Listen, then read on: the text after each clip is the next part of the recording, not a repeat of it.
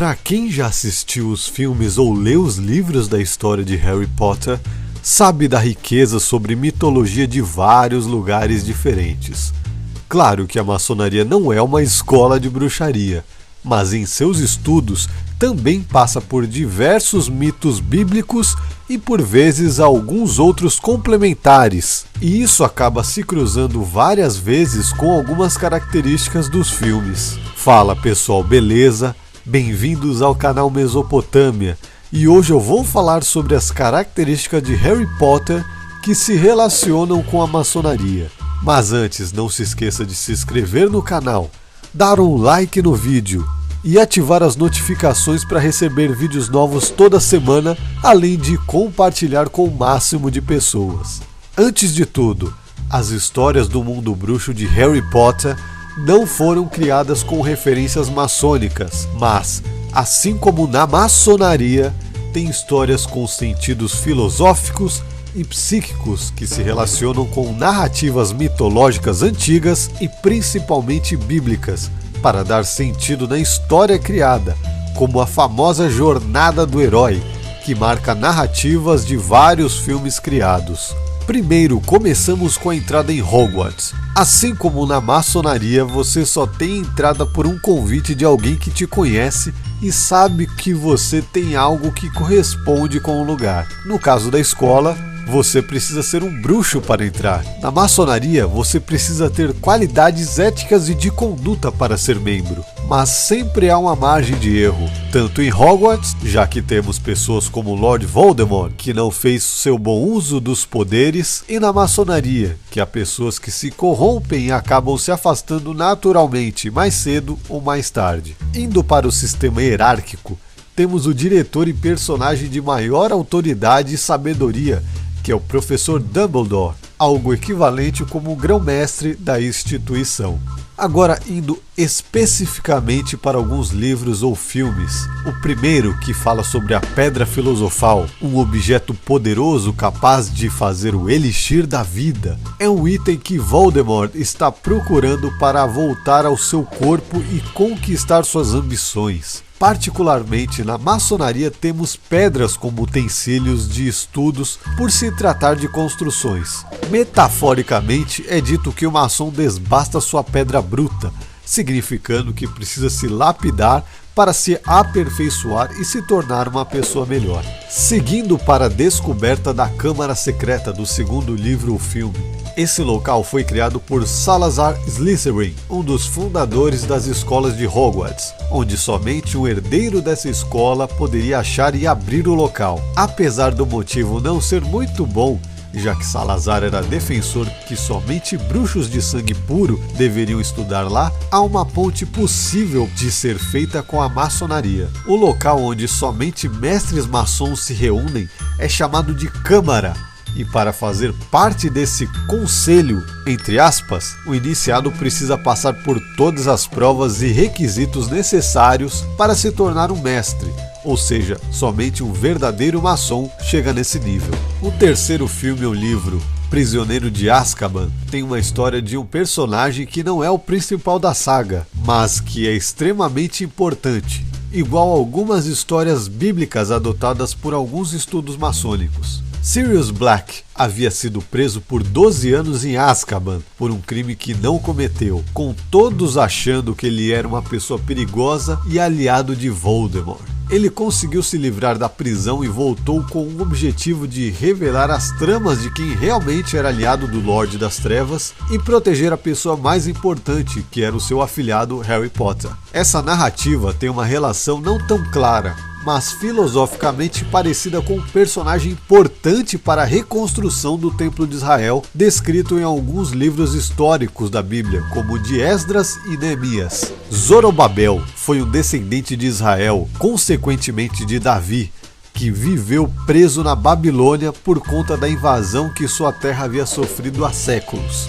Após a sua libertação da cadeia pelo imperador Ciro, que conquistou os territórios, ele levou consigo uma missão sagrada que era de reerguer a casa de Deus na terra, ou seja, reconstruir o Templo de Salomão. Ambos os personagens foram presos injustamente, mas conseguiram se libertar para terminar sua missão que havia sido adiada por muitos anos. Seguindo para o Cálice de Fogo, a história em si não é o que se compara à maçonaria, mas o símbolo da taça e alguns acontecimentos no decorrer do filme. O Cálice nesse filme era o responsável por selecionar os alunos que iriam competir num torneio entre escolas de bruxaria de vários lugares. Acaba que Cedric, o representante de Hogwarts, entra em uma emboscada e é morto ao encontrar Voldemort junto com Harry Potter. O cálice, ou taça, é um símbolo muito importante e sagrado para os cristãos. Temos a lenda sobre o Santo Graal, que é o cálice que Jesus usou na última ceia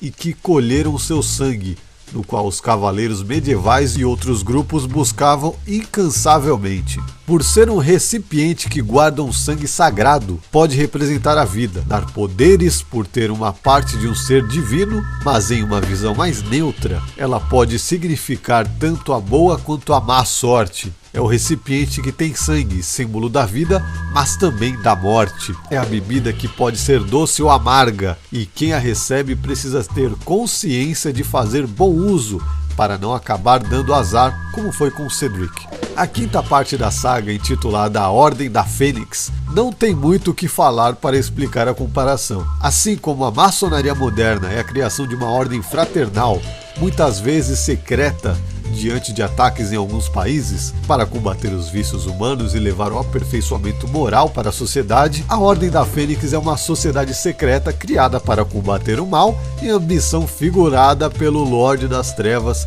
que abala a paz no mundo bruxo. O sexto filme ou livro precisa de uma compreensão mais reflexiva e psíquica pelos seus acontecimentos e a relação com vários mitos de histórias antigas. O enigma do príncipe marca os ataques de Voldemort, aumentando e a dominação de Hogwarts enquanto Harry Potter busca a solução para derrotar essa entidade do mal. O principal arquétipo ou modelo que a gente tem nesse filme é sobre a morte de Dumbledore, o diretor feiticeiro mais importante até então de toda a história bruxa. Albus Dumbledore foi o responsável por dirigir a escola de bruxaria mais importante, cuidar de Harry Potter desde o ataque que sofreu quando era um bebê e o maior exemplo de virtude e justiça para os seus aprendizes. Sempre na vida temos uma queda muito sofrida para o herói de alguma narrativa voltar fortalecido. Esse é um estudo direcionado somente para os mestres que entendem como funcionam as atividades e os imprevistos da vida, olhando por um sentido mais filosófico. Na Bíblia, temos histórias de pessoas exemplares que abraçaram a sua missão tão fielmente que sofreram com a perda da própria vida.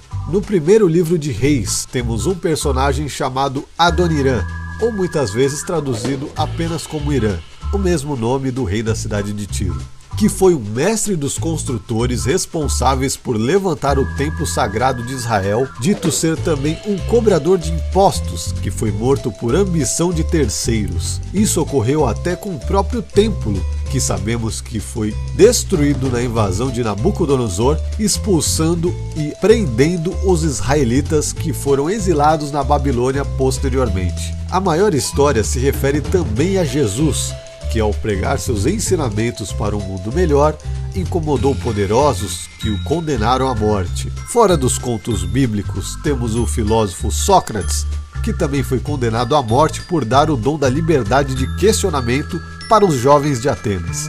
Hércules foi morto e envenenado pela sua ex-esposa e dentre outras histórias.